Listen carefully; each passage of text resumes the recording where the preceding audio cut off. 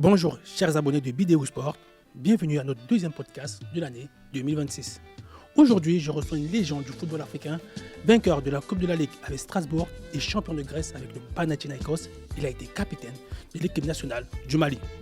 Reconnu par ses pairs pour son sérieux sur le terrain, il continue d'appliquer cette rigueur professionnelle dans son nouveau rôle lorsqu'il fait valoir son rôle de consultant sur les plateaux de Canal+ et lors des grandes affiches de football en compagnie de Lilian Gatouni.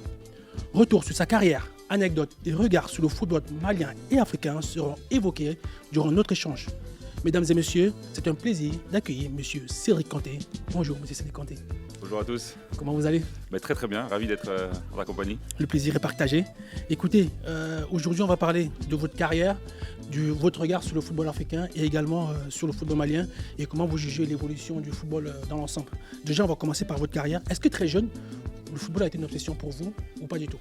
Une obsession, le jeu oui, était une obsession, puisque c'était le sport le plus populaire, comme j'ai envie de dire, partout dans le monde. Donc mon quartier à Strasbourg n'a pas échappé à la règle, donc c'était football matin, midi et soir, à l'école, le week-end, pendant les vacances avec les amis, mais c'était pas une obsession de carrière ou d'être professionnel comme il y a beaucoup de projets, comme on voit un peu en ce moment. D'accord. C'était vraiment le football pour le plaisir, et jusqu'à très tard d'ailleurs. Donc c'est peut-être ça qui m'a permis de garder une certaine fraîcheur et de pas trop me prendre la tête avec ça. Mais non, c'était une obsession, oui, parce que c'est un jeu exceptionnel. Et si vous n'auriez pas fait du foot, quel est le métier que vous auriez fait par exemple ? La question s'est posée puisque moi j'ai percé relativement tard et que j'ai jamais véritablement été au centre de formation. J'étais chez moi, chez mes parents. Je pense que ça aurait été dans le sport. Je pense que j'aurais fait les études de STAPS pour être prof de sport et je pense que c'était un petit peu ça. J'étais pas trop mal dans les matières scientifiques. Donc je pense que c'était ma voie si j'avais pas percé dans le football. D'accord. Et après, vous avez évolué à Strasbourg, à Sochaux, à Nice, au Panathinaikos, avec différents prêts dans d'autres clubs, près de 2 décennies de carrière professionnelle. Quand vous faites un regard sur votre héritage, quel est votre sentiment ? Que j'ai un petit peu, je vais pas dire, on peut dire ça, pratiquement optimisé un peu, mais par rapport à mes qualités, à mon début de parcours qui n'a pas été facile, mais c'était une vraie construction. Donc c'est vrai qu'aujourd'hui, quand je vois beaucoup de jeunes joueurs très impatients, mais parfois ils sont impatients parce qu'ils ont le talent. Le talent n'attend pas. Quand on voit des jeunes de 17-18 ans jouer comme des vieux briscards de 28-29 ans, il ne faut pas attendre qu'ils en aient 22. Et c'est qu'ils méritent, ils sont là. Moi, j'étais pas du tout dans ce profil-là. Donc voilà, mais je suis fier parce que j'ai joué dans plusieurs pays, j'ai gagné quelques titres. Et puis surtout, j'ai joué pour mon pays pendant très longtemps avec des compétitions. Et on va dire que si on prend un peu de recul sur le global, c'est beaucoup de fierté, de satisfaction. Et vous avez connu dans votre carrière plusieurs coachs, Claude Leroy, Alex Giresse, Antoine Comboiré et Henri Kasperzak. Chaque coach, qu'est-ce qu'il a représenté pour vous au fil de votre carrière ? En début de carrière, je pense qu'un coach comme Antoine Comboiré, déjà c'est lui qui m'a fait confiance, qui m'a lancé en Ligue 1. Donc j'ai aussi beaucoup travaillé le côté mental parce que même s'il m'a lancé, il fallait être prêt mentalement parce que c'est un coach qui débutait aussi, il avait beaucoup à prouver. Il était un peu dans la même configuration que moi. Donc après, j'ai aussi eu Jackie Duguay-Pérou que j'avais déjà eu au centre de formation et qui m'a donné le brassard aussi du côté de Strasbourg, avec qui on a gagné la Coupe de la Ligue. En sélection, c'est un peu différent parce que on sait qu'ils sont de passage et que c'est souvent le temps d'une compétition. Avec Alex Giresse, c'était plus de l'accompagnement, du management. Il s'est appuyé sur moi et Seydou Keita à la CAN 2012 parce qu'on avait un groupe très jeune. Donc en fait, chaque coach apporte quelque chose et nous on essaye aussi d'apporter quelque chose au coach parce que évidemment, quand j'ai passé la trentaine, j'étais un relais pour lui. J'ai souvent eu le brassard, donc on a un rôle un peu de grand frère avec les jeunes joueurs. Donc nos rôles évoluent en fonction du coach, en fonction des époques. Mais on va dire que toutes les expériences sont bonnes à prendre. Et durant toute cette carrière que vous avez dû faire, est-ce qu'il y a un club comme ça qui vous a le plus marqué parmi tant d'autres ou pas vraiment ? Voilà où j'ai pris un peu la mesure, pas de ce métier-là, mais là où j'ai joué la Coupe d'Europe le plus régulièrement, où il y avait le plus de pression, c'était quand même du côté de la Grèce au Panathinaikos, okay. Où il y avait un vestiaire avec Jean Laboumsong, Djibril Cissé, il y avait Gilberto Silva, il y avait Luis Garcia, il y avait des joueurs grecs donc, comme Karagounis, Katsouradis qui avaient gagné l'Euro 2004, donc des joueurs qui ont gagné des grands titres. Des champions du monde, des joueurs qui ont gagné la Ligue des Champions, des joueurs formés à la Masia. Donc c'est sûr que quand vous avez un vestiaire avec ce genre de joueurs, il faut faire de la place. Quand vous êtes un petit joueur qui vient de nulle part comme moi, Donc il fallait jouer des coudes, il fallait appréhender cette concurrence, ce volet un peu plus politique du vestiaire. Mais ça, je l'ai fait sans encombre parce qu'au final, c'est du football et il n'y a que le terrain qui parle. Mais puis jouer tous les 3 jours, aller se déplacer pour jouer en Coupe d'Europe, avoir la pression des supporters parce qu'on n'est que 2e et pas 1er, tout ça, c'est des choses que j'ai découvert là-bas. Donc c'était pour moi l'expérience la plus marquante dans ma carrière. Et vous avez gagné notamment une Coupe de la Ligue avec Strasbourg, champion de Grèce avec le Panathinaikos. Est-ce qu'il y a un moment de votre carrière que vous retenez le plus jusqu'à présent? C'est une bonne question. Les titres, moi j'en ai pas gagné non plus 36. C'est vrai que j'ai évolué avec Sinegovou une année en Grèce. Lui, il a gagné 7 titres de champion de France d'affilée. À la fin, il les empile, il n'a plus de place dans son salon. Moi, c'était pas exactement le cas. Donc, chaque titre, je les ai appréciés à sa juste valeur. C'est vrai que la Coupe de la Ligue avec Strasbourg, moi qui suis né à Strasbourg, qui suis du quartier de la Méno où il y a le stade, aller au Stade de France et gagner un titre là-bas en tant que capitaine, c'est sûr que c'est une consécration. C'est une consécration et en même temps, c'était le début. J'étais encore dans le début de ma carrière en Ligue 1 où après j'ai enchaîné à Nice, en Grèce, à Sochaux. Mais c'est quelque chose d'historique. On a fait partie du club, de son club, de sa ville. C'est quand même quelque chose de fort. C'est ce que permet le football. Donc ça, c'était le premier titre et c'était pas forcément attendu. Et puis il y a le titre de champion de Grèce aussi, mais j'ai envie de retenir quand même si c'est qu'une médaille de bronze, une 3e place à la CAN en 2012, puisque j'avais arrêté à un moment la sélection, j'avais repris et je savais que mon histoire n'était pas finie. Et voilà, et puis on a mené le groupe avec Seydou jusqu'à cette 3e place. Et je pense qu'il y a eu des petites circonstances qui ont fait qu'on n'a pas pu battre la Côte d'Ivoire en demi-finale malheureusement. Je pense qu'on était plus près qu'on ne le pense de la victoire, mais c'est le sport. Donc vous retenez plus la 3e place avec le Mali que les 2 autres titres en club? Alors le premier titre il est important parce que ça marque le début d'une carrière et puis c'est dans ma ville et c'est ce qui m'a construit en tant qu'homme, en tant que joueur. Mais c'est vrai qu'une médaille ou un podium sur une Coupe d'Afrique après toutes ces heures passées à voyager, à faire des éliminatoires, c'était un long processus. Moi j'ai commencé en espoir en équipe du Mali. On a eu des moments compliqués, il y a eu des moments où on ne s'est pas qualifié à la CAN, on n'a jamais pu se qualifier pour la Coupe du Monde. Donc voilà, accrocher cette 3e place quand même, c'était quelque chose d'important parce que c'est quelque chose dont on me parle encore maintenant. Et puis j'avais aussi le brassard que Seydou avait eu l'humilité de me laisser, alors que évidemment c'était lui notre leader et notre guide, mais ça lui permettait aussi de se concentrer plus sur le terrain. Donc c'est quelque chose qui fait aussi partie de l'histoire du football malien et du Mali, donc ça c'est une grande fierté. Et on sait que parfois dans la carrière d'un joueur, il y a parfois des intérêts pour des clubs qui après ne se finalisent pas. Est-ce que durant votre carrière, il y a eu des top clubs comme ça qui vous ont approché après le deal n'a pas été fait? Non, c'est vrai que moi je n'étais pas forcément un profil de joueur identifié pour les grands clubs. J'avais eu des touches du côté de Montpellier, de Lille, des clubs qui ont été champions de France par la suite d'ailleurs. Donc peut-être que si j'avais fait un autre choix de carrière, j'aurais aussi pu être champion de France. Et puis ça aurait pu être un pont pour d'autres clubs. J'ai choisi de partir en Grèce après mon expérience niçoise, où j'ai aussi gagné des titres, où j'ai joué les Coupes d'Europe, notamment la Ligue des Champions. C'est un choix. C'est vrai que c'est un championnat qui n'est pas majeur. Ça m'a peut-être empêché de passer encore une étape sportivement. Mais je vous ai cité les noms des joueurs avec qui j'ai joué. C'était quand même du haut niveau, c'était une fierté et c'est une superbe aventure. Et durant toute cette carrière-là, est-ce que vous avez connu un moment difficile qui vous a également le plus marqué, dont on ne voit peut-être pas à l'écran? Souvent, les blessures dans une vie de sportif de haut niveau sont des choses qui sont difficiles parce que quand vous êtes blessé, forcément, on ne parle plus de vous et les gens retiennent les matchs qui se suivent les semaines après semaines, jour après jour. Mais être mis de côté pour des blessures, parfois ça peut être des moments de doute.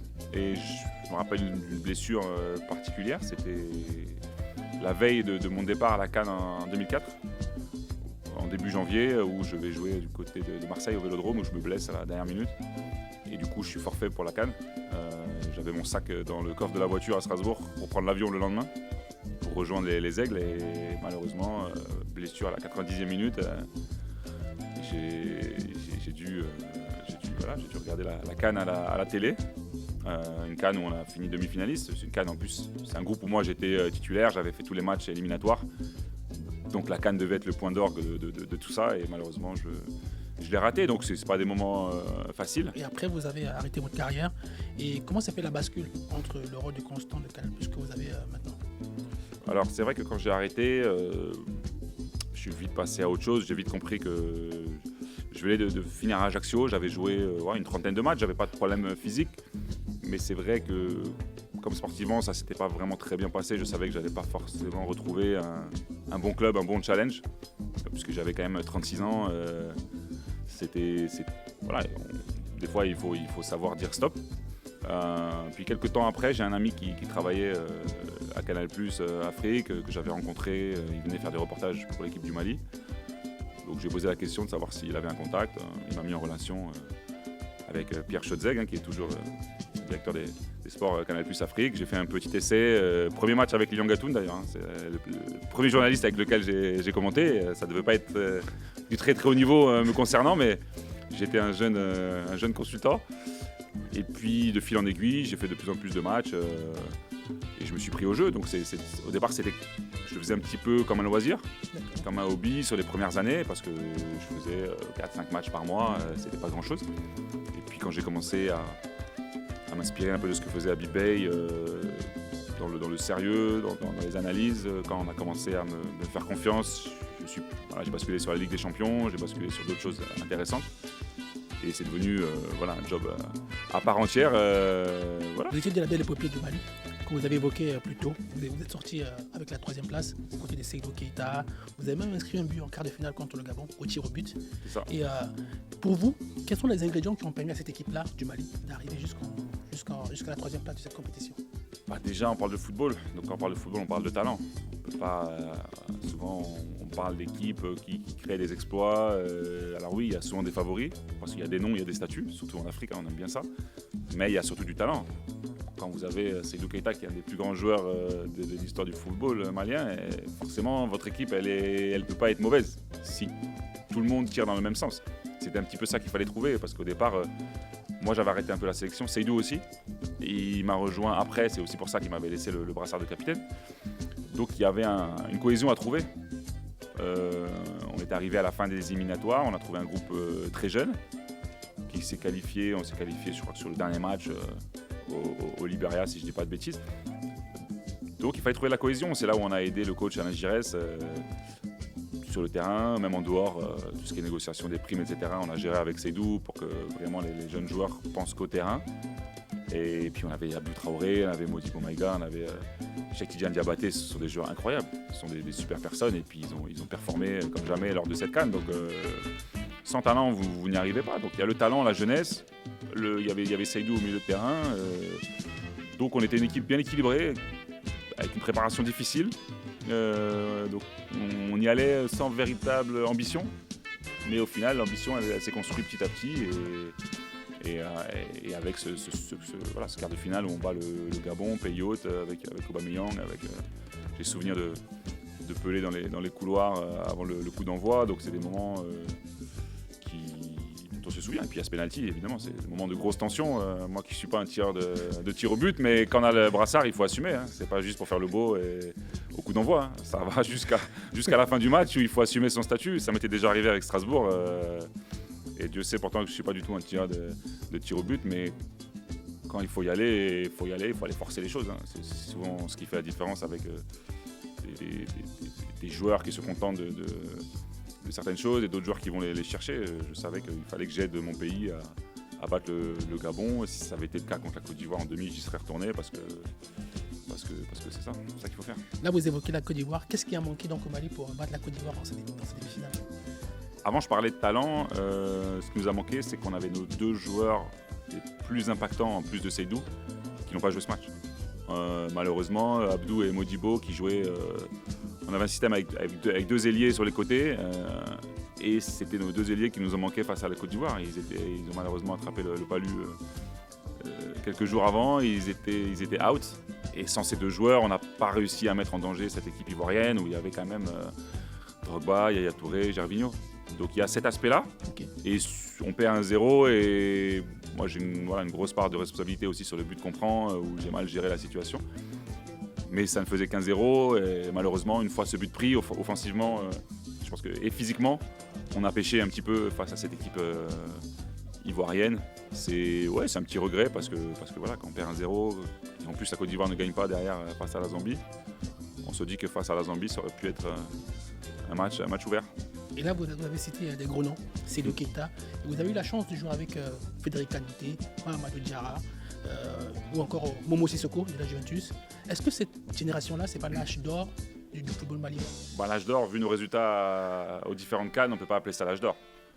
À un moment donné, il faut. Même si il y a la CAN en Tunisie à laquelle je n'ai pas participé, où ces joueurs sont présents et ils sont demi-finalistes. Donc oui, il y a eu des résultats quand même, mais je pense qu'on aurait pu faire beaucoup mieux.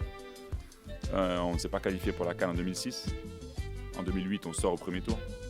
Avec 4 points, aujourd'hui avec 4 points, vous êtes presque premier du groupe. Donc on avait quand même la Côte d'Ivoire et le Nigeria dans le groupe, aujourd'hui ça n'existe plus.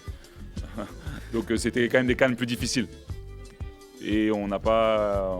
Et puis je pense qu'on n'a pas non plus, sans incriminer les staffs, les différents staffs, mais à un moment donné, je pense qu'il aurait fallu qu'on ait un staff de plus haut niveau. Parce que quand vous devez gérer des joueurs du Real Madrid, du FC Barcelone, de la Juventus de Turin, il vous faut un coach qui matche ce niveau-là. Parce que sinon, en termes d'emprise sur le groupe, sur le plan tactique, sur le plan du management, vous ne pouvez pas y arriver. Donc c'est un petit peu mon regret parce qu'on n'a jamais vraiment tiré le meilleur de cette équipe. Parce qu'avec ce milieu de terrain-là, on aurait dû donner une leçon à beaucoup d'équipes en Afrique. Et on l'a fait, mais pas assez régulièrement. Donc là, vous évoquez qu'il y a eu des tensions internes entre joueurs par rapport à ça ou Non, mais vous savez, au Mali, on est très résilient. On fait nos choses parfois dans notre coin et parfois ça manque un peu de communication. Mais pas de tension, non. Je pense manque de communication. Et quand vous avez, et je reviens à cette histoire de staff, quand vous avez un staff qui comprend ce qui se passe et qui agit en conséquence pour désamorcer certaines choses, pour provoquer des réunions. Là, vous savez, les non-dits, parfois, ça fait plus de mal que les conflits ouverts. Il y a des conflits ouverts, il y en a eu au Cameroun, au Nigeria, en Côte d'Ivoire, dans d'autres temps, mais parfois ça permet de crever l'abcès. Il y a même eu avec des anciens au Sénégal, il y a eu des choses. Mais quand on se dit les choses, après, au moins, on sait qui est qui et on avance. Mais quand on ne dit pas les choses, quand on pense que... Quand c'est des propos rapportés mais jamais confirmés, vous êtes dans un entre-deux qui ne sert pas le collectif. Et donc c'est une période un peu bizarre où on avait des joueurs exceptionnels. Après il y avait nous, un peu les soldats avec nos qualités, mais on essaie de se battre. Mais on aurait dû, je pense, faire beaucoup mieux. Là, vous avez évoqué, il y a du talent au Mali, avec les joueurs qu'on a évoqués. Et on voit que ça fait 13 ans aujourd'hui. Le Mali n'a plus atteint une demi-finale de Coupe d'Afrique des Nations. Et si on remonte un peu plus largement, on voit que ça remonte à très longtemps. Qu'est-ce qui manque aujourd'hui au Mali pour s'imposer parmi les cadres du football africain? Parce qu'on voit que le talent y est, mais qu'est-ce qui manque réellement? Le football, vous savez, c'est être réaliste dans les deux surfaces. Après, on peut raconter ce qu'on veut au milieu de terrain, on peut avoir la maîtrise, on peut avoir la possession, on peut faire des actions exceptionnelles. S'il n'y a pas le geste juste au bon moment, le reste, c'est la littérature. Donc je pense qu'il nous a manqué ça.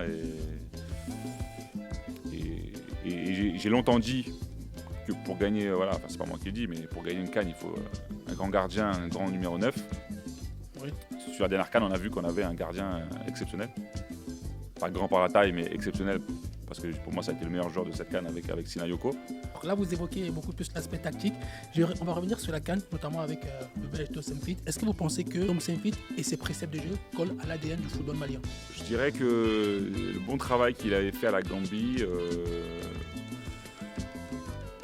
avec les joueurs au Mali, les qualités intrinsèques des joueurs maliens, c'était compliqué de faire la même chose. Donc il a essayé, c'est un coach et on lui donne les pleins pouvoirs. C'est pour ça qu'il a signé et c'est ce qu'on demande à nous, qu'il n'y ait pas d'ingérence. Donc on ne va pas reprocher au coach d'avoir des convictions. Moi, je trouve que, c'est mon avis personnel, qu'on n'a pas tiré la quintessence des qualités des joueurs maliens. On a beaucoup de milieux de terrain, on le sait. Il a fait le choix aussi de titulariser Ibissouma qui est arrivé en méforme. Donc il a fait retourner le système un petit peu pour que Yves soit mis dans les meilleures conditions. Ça s'est pas avéré être un choix payant, malgré ce quart de finale qui est un peu en trompe-l'œil, parce qu'au final, contre la Tunisie, autant il y a eu le miracle de Boaké qui a permis aux Ivoiriens de nous éliminer, autant il y a eu ce miracle de, il me semble que c'était à Casa, je dis pas de bêtises. Ouais. Voilà. Mais non, je pense pas qu'il ait trouvé la bonne formulation, malheureusement. Pourtant, il y a des grands joueurs de talent. Après, c'est toujours facile de critiquer quand on est en dehors. Moi, je suis pas coach. Mais quand je vois il y a beaucoup de matchs avec Amori Doumbia sur le banc, moi ça m'embête. Ça m'embête parce que pour moi c'est le joueur qui nous permet d'être fort offensivement. Parce qu'il fait le lien, c'est un joueur qui se met entre les lignes, c'est un joueur très intelligent, mais il faut le mettre dans des bonnes conditions. Et j'ai senti le groupe un petit peu touché par les mauvaises prestations à la CAN. Parce que c'est pas ça le Mali. Le Mali c'est une nation qui joue bien au football. Et je pense qu'avec la Gambie, c'était possible d'avoir des résultats sans trop bien jouer, sans avoir la possession. Au Mali, on ne sait pas trop faire ça. Quand on replonge à la CAN 2023 avec Eric Sekouchen, on a vu du beau jeu notamment malgré l'élimination. Et quelques mois après, il est limogé. Et quand on voit Tom Saintfiet, qui est toujours présent en poste malgré le jeu assez minimaliste qu'il a proposé, est-ce qu'il n'y a pas assez un deux poids deux mesures entre la gestion des deux cas?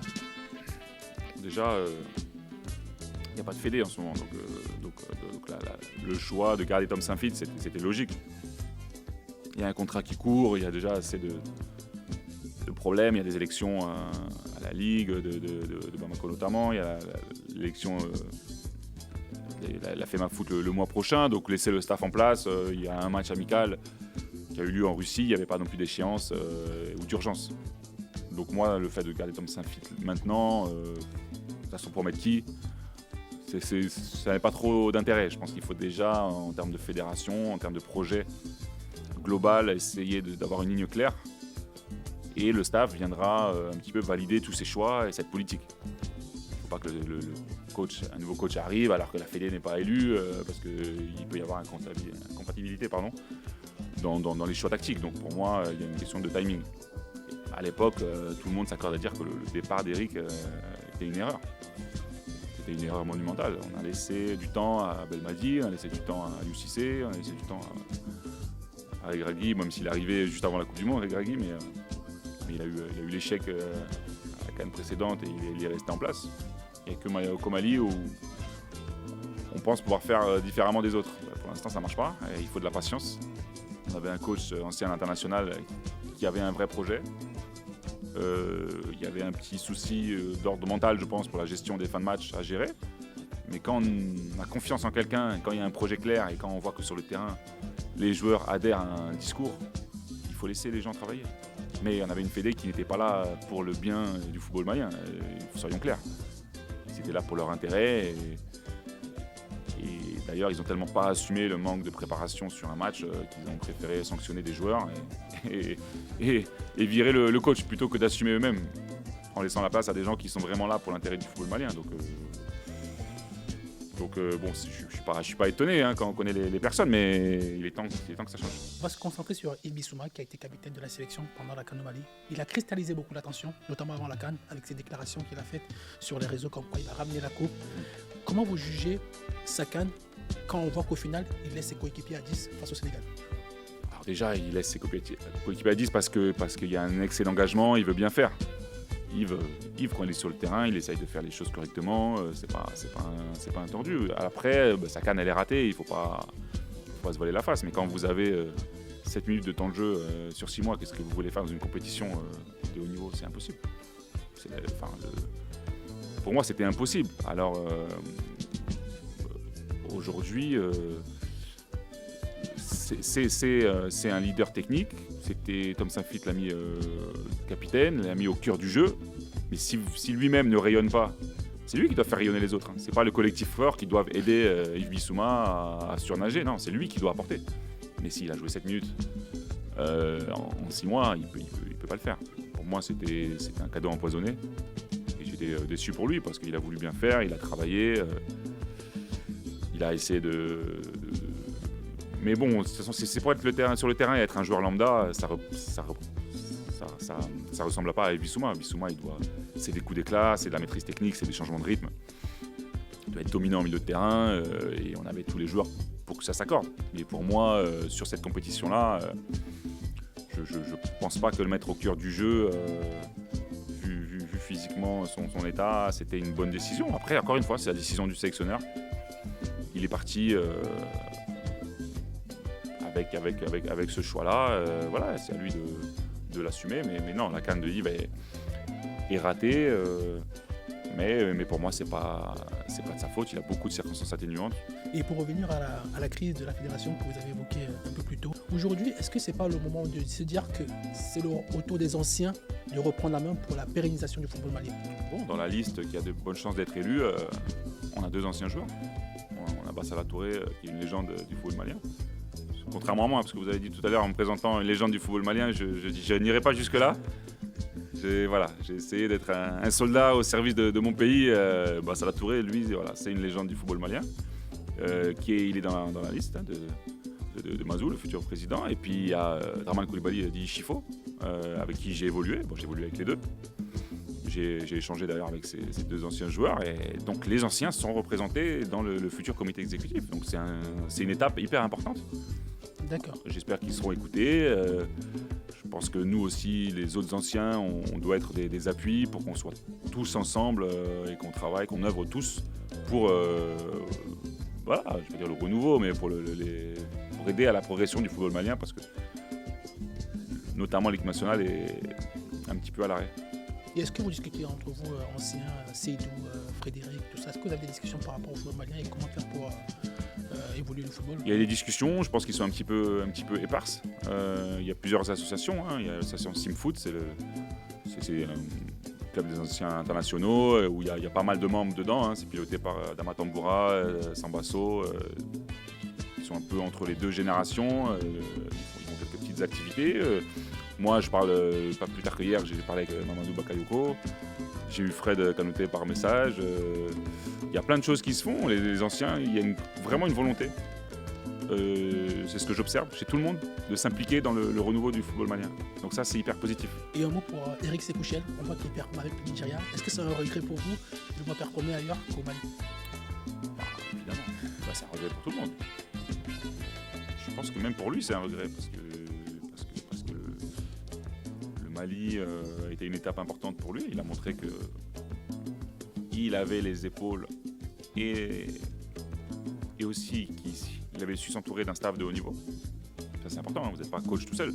Il y a des séances à préparer, il y a des datas à analyser, il y a des choses à faire. Un staff que j'ai eu la chance de côtoyer très rapidement, mais j'ai vite compris que c'était des gens compétents.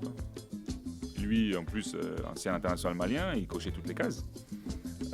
Donc c'est un regret pour tout le monde aujourd'hui. Tout le monde se demande pourquoi est-ce qu'on n'a pas été plus patient.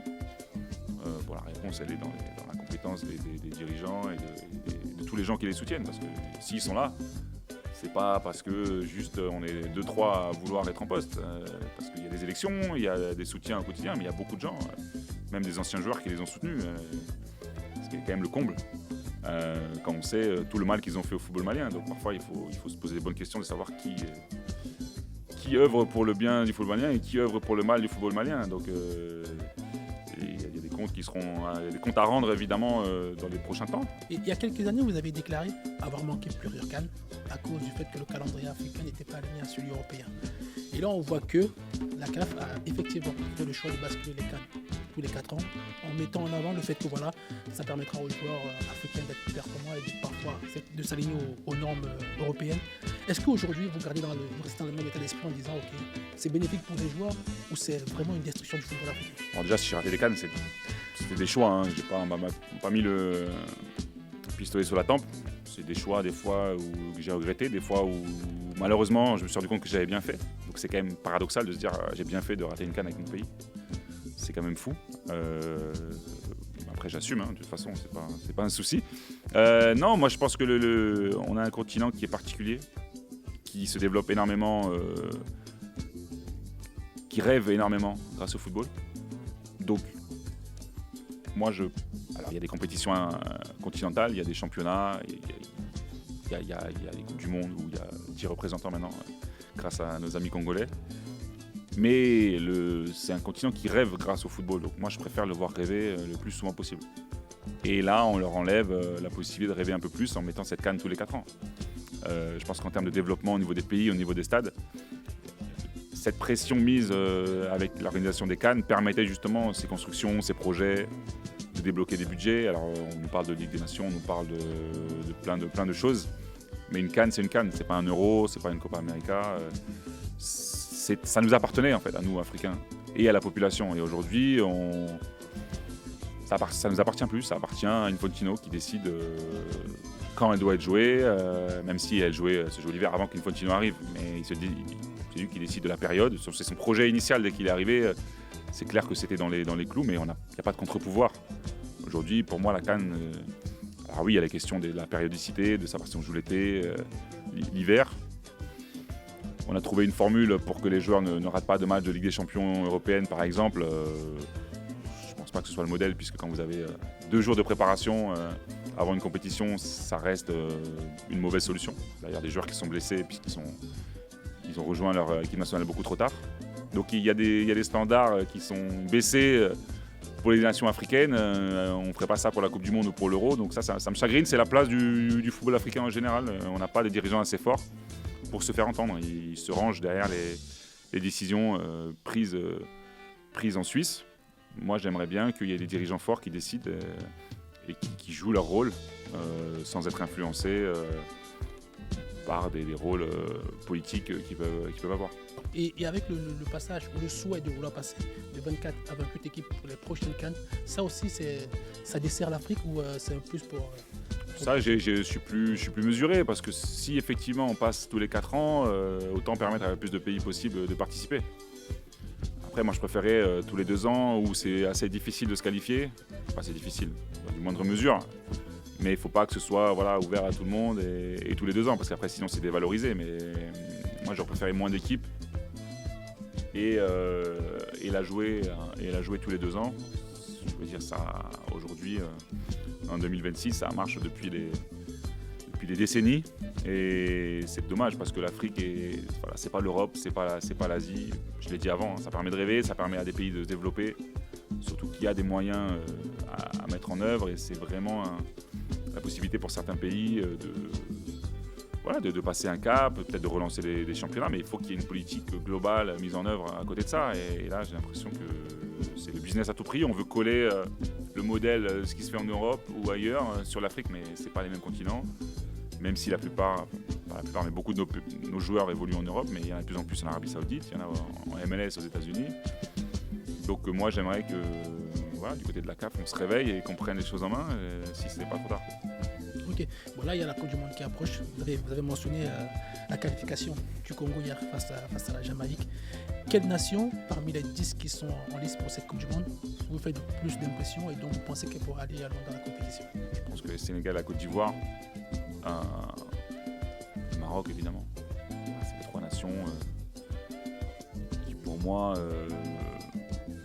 peuvent aller le plus loin. Après, vous savez, vous avez des groupes différents. Il y a le Ghana qui n'était pas à la CAN, mais qui du coup arrive avec pas mal de fraîcheur, même si en ce moment c'est un peu compliqué. Ils viennent de se séparer de leur coach.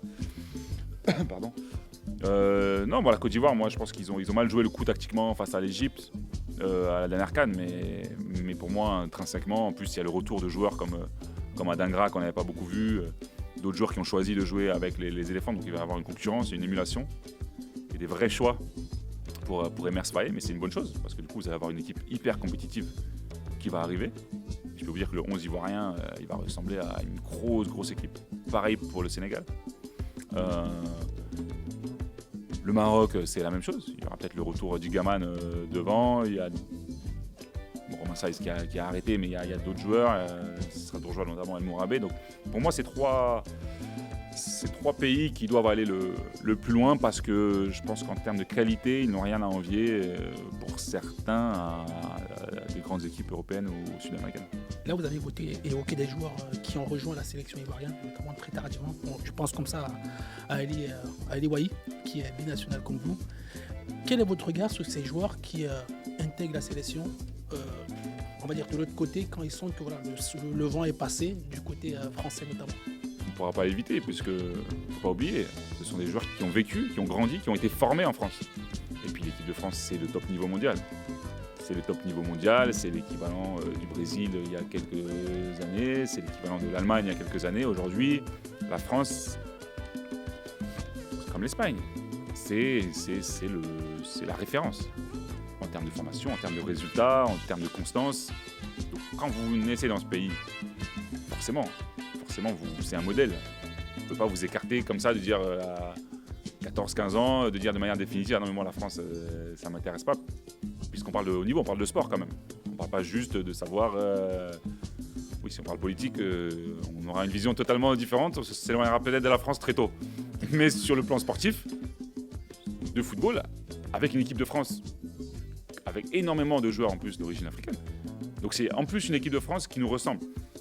Donc c'est compliqué de tout de suite écarter. Mais ça n'empêche pas qu'aujourd'hui, il y a de plus en plus de joueurs. Alors, on peut insister sur les joueurs comme Eli Wahi. Et puis il y a des joueurs qui vont dans leur pays d'origine de leurs parents très tôt, il y a une vraie relation, mais qui choisissent quand même de jouer pour la France. Il y en a d'autres qui n'ont pas trop, mais qui choisissent de changer. En fait, il n'y a pas de modèle. Il n'y a pas de modèle. Après, pour répondre concrètement à ta question, c'est sûr que moi, ça m'embête. C'est une situation qui m'embête. Mais il n'y a pas de solution parfaite. Alors, Eli Wahi, il a quel âge ? Il n'est pas vieux. Il n'est pas vieux. Il est formé en France. Quand on est formé en France, quand on commence à jouer en pro, c'est difficile, c'est un métier difficile. Vous êtes appelé en équipe de France jeune. Bah, logiquement, vous y allez. Mamadou Sarr y allait, Ibrahim Mbaye y allait. Je pense qu'Habib Diarra y allait. Donc, c'est presque normal. Aujourd'hui, il n'y a pas beaucoup de pays africains. Maintenant, le Maroc, Sénégal, Côte d'Ivoire, qui sont plus structurés en termes pour les U20, etc. Mais il y a quelques années, c'était beaucoup des joueurs locaux. Donc, c'était compliqué d'aller jouer en U20, par exemple, au Mali, quand vous êtes un binational. Et que vous êtes appelé en équipe de France et que vous êtes dans le cursus, formé, etc. Maintenant, c'est un peu différent. Donc moi on en parle souvent, hein, du côté de Canal+, parce qu'on est beaucoup de binationaux, on est beaucoup de binationaux à avoir choisi, pratiquement dès le départ, de jouer pour le pays d'origine de nos parents. C'est ça. Mais sans juger ceux qui le font tardivement, mais c'est vrai que moi j'aimerais bien mettre un âge limite pour faire ce genre de choix. Ou alors que ce soit communiqué très rapidement, plutôt que d'attendre, effectivement. Eli Wahi, c'est un attaquant. Il est d'origine ivoirienne. Il a pensé à sa carrière à un moment donné, équipe de France. C'est vrai que quand il fait sa grosse saison à Montpellier, on parle beaucoup de lui. C'est un des jeunes joueurs qui marque le plus de buts en Europe. Moi, aujourd'hui, honnêtement, je me mets à sa place. C'était plutôt logique de dire moi, je veux jouer en équipe de France, parce que l'équipe de France, ils sont champions du monde, vice-champions du monde. Donc, c'est une ambition sportive. Plus que dire non, j'aime pas Côte d'Ivoire, je préfère la France. Je pense que ça n'a plus rien à voir. Avant, on choisissait un peu plus avec le cœur la patrie. Aujourd'hui, il y a aussi le volet sportif qui rentre dedans à fond. Et là, force est de constater, c'est que les équipes africaines ont encore un peu de retard par rapport à la France. Mais ça n'empêche pas des joueurs comme Mamadou Sarr, comme Gueye Doué, comme Habib Diarra, comme Ibrahim Mbaye d'avoir choisi. Même El Bourabé, ce sont des joueurs, moi je pense, qui auraient pu être, qui auraient eu toute leur place en équipe de France. Il n'y a même plus une histoire de niveau maintenant. Parce qu'on a des joueurs qui auraient été capables de jouer en équipe de France, qui rejoignent les sélections africaines. Moi, c'est plus sur cet aspect positif que j'ai envie d'insister. On tend vers la fin de notre entretien. On va essayer de rentrer dans la partie quiz et anecdotes sur votre carrière. Quel est le joueur qui vous a le plus ébloui en sélection ? Je dirais Seydou. Ouais, Seydou Keita quand même. Parce que moi, j'ai commencé tôt en espoir. D'ailleurs, c'est une compétition Coupe du Monde U20 avec lui et Bakayoko qui m'a donné envie de jouer en sélection. Et je l'ai vu commencer à Marseille, puis Lorient, Lens, Séville. Et j'ai vu sa progression. J'ai vu sa qualité technique, sa maîtrise tactique évoluer et grandir. Et moi, c'est ça une carrière. Alors, je disais, quand à 18 ans, on a le niveau. Hein. Momo Sissoko, si je dis pas de bêtises, je crois qu'il est champion d'Espagne avec Valence. Hein. Il a 17 ans. Il n'allait pas attendre 27 ans parce qu'il faut construire une carrière. Hein. Non, mais quand on a le talent, il n'y a pas de problème. Mais moi, j'ai aimé voir cette évolution de Seydou Keita jusqu'à cet apogée où il gagne la Ligue des Champions avec le FC Barcelone. Puis avec le Mali, oui, c'est un joueur, quand il est sur le terrain, il sait tout faire. C'est un joueur différent et voilà, c'est un honneur de pouvoir jouer. Aujourd'hui, vu le niveau qu'il y a partout en Afrique, je ne suis pas sûr que j'aurais eu l'opportunité de jouer avec ce genre de joueur. Donc j'ai joué à une période où c'était encore possible, donc je suis content. La nation africaine dont vous avez le plus redouté ? Malheureusement, deux échecs importants à la CAN qui nous stoppent. Ça continue, hein, l'histoire continue. qui nous stoppe dans notre parcours, c'est 2 fois la Côte d'Ivoire. Et j'ai cru comprendre que c'est arrivé encore il n'y a pas longtemps. Oui, parce qu'ils sont dans notre groupe en 2008. Et c'est notre dernier match de poule. On a déjà 4 points. On doit juste faire un match nul. Et puis malheureusement, on a un coach qui décide de changer tactiquement tout ce qui faisait notre force. Et on prend un bouillon. Je crois qu'en plus, on a Momo ou Seydou qui joue pas ou qui sort à la mi-temps. Il y en a un qui est malade, je sais plus exactement. Mais du coup, on n'a pas nos forces vives et on perd. Et du coup, on sort au premier tour en 2008 au Ghana. Grosse déception. Et puis, on en parlait tout à l'heure, la demi-finale, la CAN en 2012. Toujours avec notre ami Didier Drogba. C'est Germinho qui marque. Qui nous sortent en demi-finale. Donc, ouais, la Côte d'Ivoire. Puis, je me rappelle aussi d'un match amical avant la CAN 2002. Je pense que c'est sur ce match-là où Kasper Zak décide de ne pas m'emmener parce qu'on joue à Sikasso, il me semble, et on prend 3-0 là-bas, on passe à la Côte d'Ivoire en préparation. Donc ouais, la Côte d'Ivoire, c'était pas toujours un beau souvenir. Alors j'adore le pays, mais l'équipe nationale, il m'embête un peu. Ouais. Et en tant que défenseur, quel est le joueur qui vous a le plus fait la peau sur le terrain? En Afrique, ouais. On va dire Adebayor parce que déjà, il réussit l'exploit de qualifier son pays pour la Coupe du Monde. Enfin, il n'est pas tout seul, mais c'est quand même lui le leader. Et j'aimais bien parce que voilà, il incarnait vraiment tout un pays. Et c'est vraiment ce qu'on appelle un joueur de sélection, qui est aussi fort en club qu'en sélection, qui prend les responsabilités, qui marque des buts. Puis même son style de jeu, c'est un joueur qui savait tout faire. Qui savait tout faire, techniquement, physiquement. Voilà, donc, Et en club, quel est le joueur qui vous a le plus fait la peau sur le terrain? Bon, moi, c'est mon premier match de Ligue des Champions où on joue le FC Barcelone. Où j'ai l'honneur, mais la malchance quand même de tomber contre un grand FC Barcelone et Lionel Messi notamment en 2010, voilà, où on perd 5-1 du côté du Camp Nou. Et puis là, voilà, là vous comprenez que c'est... mais vous comprenez, en même temps, vous vous rassurez parce que comme il fait ça à tout le monde, non, c'est le match où j'ai même pas le plus souffert puisque il n'y a pas de duel avec Lionel Messi. Il n'y a pas de duel. Vous êtes sur le terrain, mais vous faites pas. Il ne joue pas contre vous. Lui, il joue pour lui. Il ne vous considère même pas. Non, c'était du top niveau. Et on prend 5-1 là-bas. Et 3 jours après, il gagne 5-0 contre le Real Madrid. Avec la même facilité. Donc là, je me suis rassuré. J'ai dit, bon, finalement, c'était pas moi le problème, c'est lui le problème. Voilà. Donc là, je vais vous donner une liste de 5 joueurs africains par poste. Vous allez établir un top 5, c'est-à-dire que du 1 c'est le plus fort et le 5e c'est le plus faible des 5. Non, pas le plus faible. Dans la hiérarchie, on va dire. Ok. Je vais essayer. Donc là, je vais commencer par les attaquants. Victor Osimhen, Serhou Guirassy, Aboubacar Vincent, Sébastien Haller et Cédric Bakambu. Okay. Mais là, on prend aujourd'hui ou à leur prime? À leur prime. À leur prime. Je mets Osimhen numéro 1. D'accord. Je mets Guirassy numéro 2. Ok. Je mets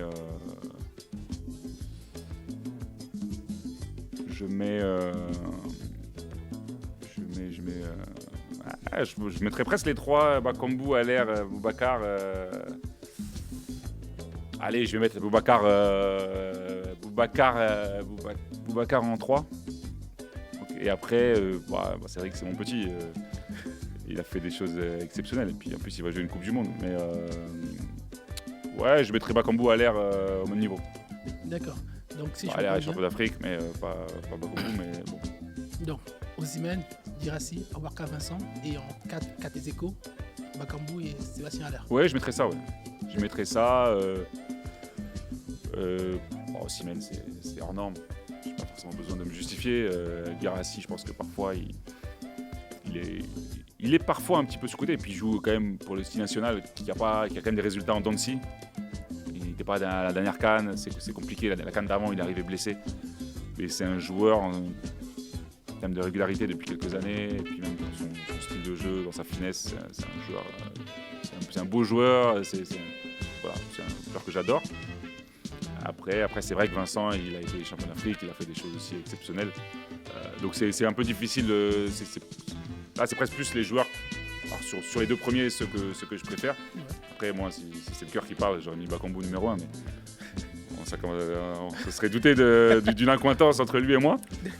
Non, mais déjà, d'être dans ce classement pour Serigne Bakambu, c'est exceptionnel. Moi, je l'ai connu à Sochaux, il était même pas encore allé une fois au Congo. Aujourd'hui, c'est une légende, c'est une icône et il va jouer la Coupe du Monde. Donc, en termes de parcours, c'est inspirant pour tout le monde. On parlait des binationaux. À l'époque, quand je l'avais dans le vestiaire, peut-être il ne s'imaginait pas jouer pour le Congo. Mais il avait ce lien. Aujourd'hui, imaginez si à l'époque on aurait dit « Ah non, mais t'as pas parlé du Congo quand t'avais 18 ans, on ne te veut pas. » Non, bon, c'est pas la philosophie de la RDC, on a compris. Mais ça veut dire qu'il y a des belles histoires qui se créent comme ça. D'accord. Donc, du coup, deuxième liste, au milieu de terrain, Lamine Camara, Chris Inao Oulaï, Mamadou Sangaré, Carlos Baleba et Niel Ainaoui. Je vais mettre... c'est dur là aussi, hein, parce que Ainaoui, sur sa dernière CAN, c'est lui le meilleur du milieu de terrain, sa dernière CAN. Ainaoui, c'est un joueur que j'adore. Déjà à Lens, j'ai trouvé très fort. Après, je mettrais... pour sa CAN, je vais mettre Ainaoui. Après, je suis obligé, sur les derniers mois, Lamine Camara, ce qui est fou, c'est qu'il n'était même pas titulaire avec l'équipe du Sénégal, mais il a un niveau depuis 2 mois stratosphérique avec Monaco. On sait que c'est un joueur de Champions League. Je mettrais Lamine Camara égalité avec Carlos Baleba. Parce que Baleba, pareil, les potentiels, c'est fou. C'est fou d'avoir un milieu de terrain comme ça, qui sait tout faire, qui est impactant, tranchant. Enfin, c'est les joueurs qu'on adore, nous. Hein. C'est les joueurs qu'on adore. Ensuite, qui j'oublie? Chris Inao et Mamadou Sangaré. Ah oui, bon. Ah, mais en fait, j'étais sur Ibrahima Sangaré que je voulais mettre juste après, mais j'ai oublié mon frère malien, il va m'en vouloir. Non, mais je suis obligé de mettre Mamadou Sangaré avec... Ouais, mais avec Lamine Camara, parce qu'il a eu une CAN difficile, parce qu'il n'était pas bien positionné, c'est sa première CAN. Mais c'est pratiquement le meilleur milieu de terrain du championnat de France depuis 3 mois. Sa saison, elle est complètement folle. Donc je vais même le mettre entre El Ainaoui et Lamine Camara Baleba. Parce que c'est un Malien, il faut promouvoir les siens. Et puis le petit Ivoirien, on va le mettre en dernier parce qu'il a fait une CAN, il vient d'arriver. Je peux pas, en plus, bon, je vous ai dit mon problème avec les éléphants de la Côte d'Ivoire. Si je mets l'Ivoirien devant, on va me dire non, attends, le gars, il a rien compris. Donc malheureusement, dernier. Ouais. D'accord, je récapitule. Donc en 1, Ainaoui. En 2, Mamadou Sangaré. En 3, Lamine Camara. En 4, Baleba. Et en 5, Chris Inao. Oui. J'ai eu la chance de commenter sur ses débuts. La dernière CAN, c'est très très fort. C'est très très fort, mais encore une fois, être capable de faire un classement comme ça, où on pourrait mettre encore d'autres joueurs, hein, pour en mettre plein, hein, c'est déjà une chance. Hein. Peut-être il y a 10 ans, on ne peut pas avoir cette qualité-là. D'accord. Du coup, la dernière liste, ça concerne la défense. Donc, du coup, on a Moussa Niakate, Edmond Tapsoba, Evan Ndika, Naïef Aguerre et Calvin Bassé. Ok. Ouais. Je vais mettre Niakate. Après, c'est compliqué parce que c'est vrai qu'il y a cette histoire de prime, mais il y a quand même une dynamique sur la dernière CAN. Donc c'est vrai que, bon, pour moi, Aguerd, c'est du top niveau, mais il a du mal à Marseille, sa CAN n'est pas non plus truc. Moi, je pense que Niakate, par rapport à sa progression, à ce qu'il dégage et à l'homme qu'il est, c'est une personne extraordinaire. Donc je vais mettre Niakate en premier. Bassé, par rapport à sa CAN qui a été stratosphérique, la puissance, la sérénité qu'il a dégagée. Je vais mettre Aguerd et Ndika. Après Tapsoba, c'est vrai qu'il a une longévité aussi. C'est pareil, ça, c'est les joueurs dont on ne parle pas parce que les mecs, ils sont champions d'Allemagne, ils gagnent des titres. Ils sont là, mais ils font pas trop de bruit. Et puis c'est vrai que quand international, je parlais de Guirassy avec tout à l'heure, j'ai l'impression que Tapsoba, c'est un peu le Guirassy des défenseurs. C'est-à-dire que vous êtes avec le Burkina, alors il a fait une demi-finale il n'y a pas longtemps, c'est une nation qui est reconnue, qui travaille hyper bien, mais c'est vrai qu'il n'y a pas forcément des coups d'éclat, donc c'est compliqué. En plus, c'est un poste que je connais un petit peu, alors j'avais pas le placement ni la technique d'Edmond, mais je mettrais quand même... c'est très dur. Franchement, j'ai envie de mettre les trois presque égalité parce que Ndika, régularité, chef de la défense en Côte d'Ivoire, À la Roma, c'est du très très haut niveau. Bassé, il a fait une canne de fou. Et Tapsoba, c'est le patron. Donc franchement, c'est dur. Je donne mon joker, je mets les trois ex aequo. Les 3 ex aequo. Donc du coup, on commence par Niakate, vous avez dit. Après, Naïef Aguerd. Aguerd de Prime, pas sur ces 6 derniers mois. Pas sur ces derniers mois, mais bon, voilà. Mais c'est compliqué. Ce classement, il est compliqué sur ce... Voilà, je préférais qu'on ce soit un jeu vidéo. Ils ont les points choisis. Il n'y a pas d'histoire de moment de carrière.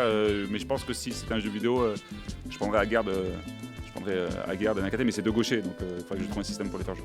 D'accord. Du coup, on tend vers la fin.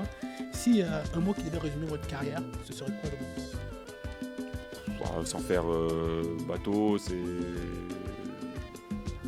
Ouais, pas dire travail, mais peut-être persévérance. Persévérance, parce que le début de carrière compliqué, il fallait arriver à des objectifs, il fallait essayer d'avoir un cap. Donc ouais, persévérance, ça me paraît pas mal. D'accord. Et si vous aviez un mot à dire à l'endroit de ces jeunes qui auraient peut-être plus valeur, quand on sait que c'est pas facile, vous leur direz quoi, par exemple? De travailler, mais de garder du plaisir, parce que ça reste un jeu. Et quand vous prenez du plaisir sur le terrain, vous en prenez dans le vestiaire avec vos coéquipiers. C'est un sport d'équipe où il y a plein de choses à appréhender. Il y a le terrain, certes, mais il y a en dehors du terrain ce qui vous fait que voilà, vous voulez vous lever, vous voulez vous entraîner, vous voulez vous dépasser. Au final, c'est le plaisir de voir qu'on progresse, de voir qu'on aide l'équipe. Donc oui, c'est... Avant, je parlais moi me concernant la persévérance, mais c'est ça. Si vous avez un cap, si vous êtes convaincu de vos qualités, il faut travailler jour après jour, même quand vous n'avez pas envie, même quand c'est dur. Mais dans le plaisir. Sans plaisir, on n'arrive à rien. D'accord, c'est sur ce mot qu'on va s'arrêter. Merci à vous d'avoir suivi ce 10e épisode de podcast sur Vidéo Sport. On reviendra la prochaine fois avec un autre invité qui, on espère, vous plaira dans les jours à venir. D'ici là, portez-vous bien et à très bientôt.